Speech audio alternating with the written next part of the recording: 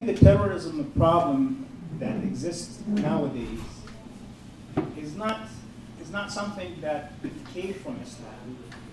If you study the history of Islam, there has never been scholars that came out and agreed with such actions like person bombing themselves, killing civilians, or killing Muslims or non-Muslims or people they disagree with in this fashion. This is not. It's a given that it's un-Islamic. But what we also need to know that this is a symptom of a problem of basically the system that exists nowadays. You cannot solve world problems by avoidance. You cannot solve the terrorism problem as a symptom. It's not an actual problem by itself. If you relieve injustice in the world, terrorism will go away by itself. But if you keep pressuring people, keep occupying people's countries, and put people's life in misery, you're gonna produce this terrorism. This terrorism does not exist in any Muslim, even the most fundamentalist ever. But if you go into countries and start bombing villages, send 2,000 bombs on buildings that have civilians, kill women, children, these people have families, and they're gonna be angered. They're gonna be angered, and they're gonna want to do something against whoever perpetrated this action. So, injustice, pressure in the world. You put smaller countries in deep pressure and occupy, and you go support Israel, countries like Israel that occupies other people and make their life miserable. And when they try to achieve justice through the United Nations, and you go and veto every single thing they try to do to achieve justice, what democracy are we talking about? The system needs to be corrected in order for terrorism to go away. We disagree with terrorism. It's not part of Islam, but Islam is not what produced it. It's injustice that produced it. It is very interesting that the recent Gallup poll confirms that terrorism or violence, even in the Muslim world, is not ideologically motivated as much as it is politically motivated. But I want to go beyond that for a minute, and we'll take some comments. Okay, there is injustice around the world. So should we just accept terrorism as just a fact of life? I don't think there ever existed any time where there wasn't injustice. Is there something beyond that where, for example, how does Islam teach us to deal with injustice? Definitely not by sitting down and taking it, in a passive way.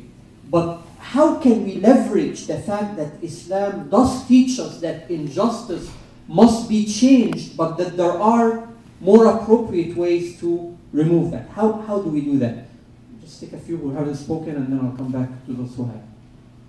Yeah, I was just wondering that the terrorists don't just hate like Christians or like people who oppress them, or anyone. They basically hate anyone that don't agree with them. Even like in Muslim country, I'm from Bangladesh, and there are some radical groups who kill like also Muslims who don't agree with them. So it's not just like terror, like they're being oppressed or not, that they just hate everyone. They hate anyone that don't agree with them. So you have the hate mongering, you have maybe injustices. So what? What do we do? What's our role now as a community? Okay, we got that problem. We know that why it's happening. What should we do? I have a few answers. So for first time that they said like the Christians, Jews, or Muslims, that we can't say and go to tell them that well, nobody said they're bad as long as people are pious and righteous. It's upon God to judge them, and well, if it's not someone, we should enlighten them. So, and among other things that you said, Muslims haven't affected America. Actually, a few things that President Obama said a couple of days ago was done by Muslims. One of them was actually the cancer vaccine that he spoke of wasn't done by a Muslim guy last year.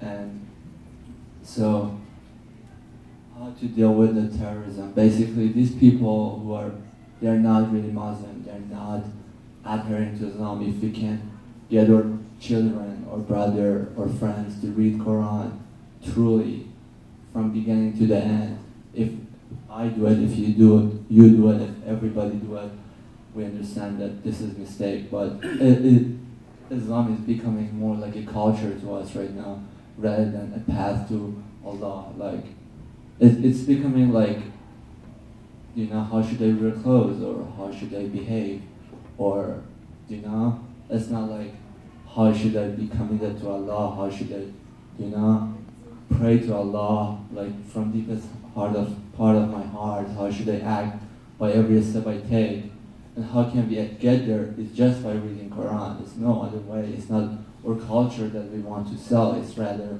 we want to help other people to live free. Couple more comments, inshallah, then we'll break and go. Yes, you say that, well, we know that it's going on. How do we stop it? What do we do? How do you stop it is you have to educate the public about the true nature of this war. It's all about knowledge and education. Why? What's the reason why? The greatest disservice that our politicians are doing to the American people is not educating the public about this war.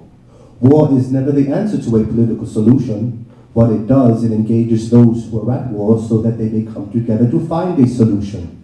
War had to be engaged first in order for a political process to begin. I do agree that anyone who puts a bomb on themselves and kills innocent people, it is wrong.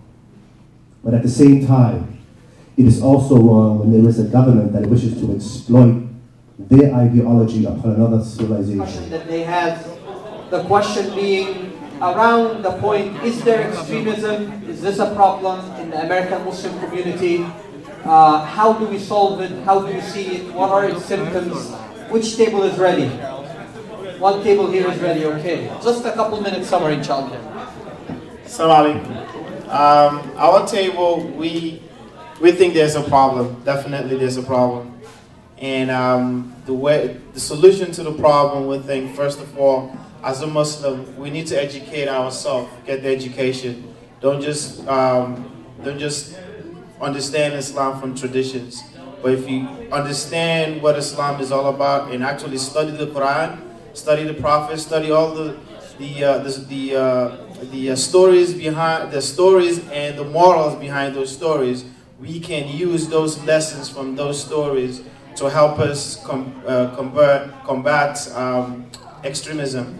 And the next thing we had on it was Muslims getting involved in politics and community service, which is pretty much what the sister said earlier. Because the only way you can actually have any impact to society, we believe that if you get involved in politics, you can lobby for whatever you believe in. You don't have to say Islam says this. But if you know, for example, you're not, as a Muslim, you're not supposed to be eating pork, then if you have someone in politics, you can lobby saying, you know what, instead of selling pork in school, you can, whatever solution you can come up with. And as a community advocate, you get involved with a lot of communities. You can be more involved with the media and to show what Islam is all about. Thank you. We'll go to another table. And by the way, I am more interested even in the discussion points that presented a lot of disagreements.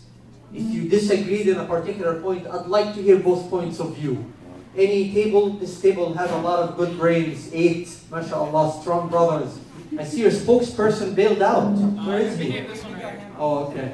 So anybody else, any other table would like to volunteer? Everybody will speak.